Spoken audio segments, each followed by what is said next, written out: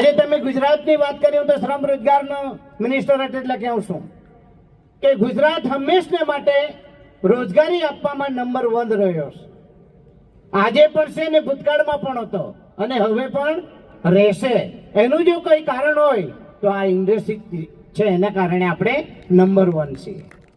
નાની મોટી કોઈ તકલીફ તો તમારી બધાની રહેવાની છે, પણ અમારું ધ્યાન દોરજો. તમે કોઈ પણ તકલીફ હશે ત્યાં અમે આવીને ઊભા રહીશું.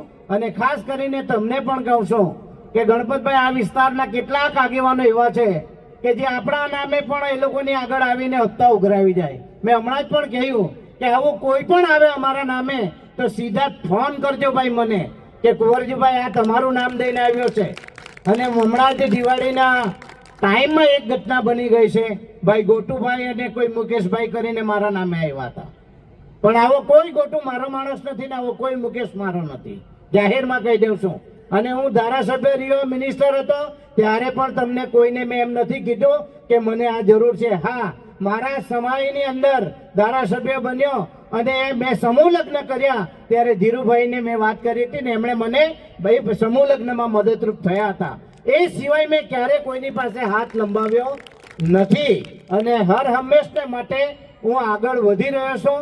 આ વિસ્તાર મારામાં છે. તમારે કોઈ પણ કામગીરી હોય તો એની હાવ મારો ઉપયોગ કરી શકો છો. મારું કાર્યાલય પણ માંડવી ધોબણી નાકાની બાજુમાં જ છે અને ત્યાં જ હંમેશને માટે હું તમને મુલાકાત માટે આવો ત્યારે મળી શકું એમ છે.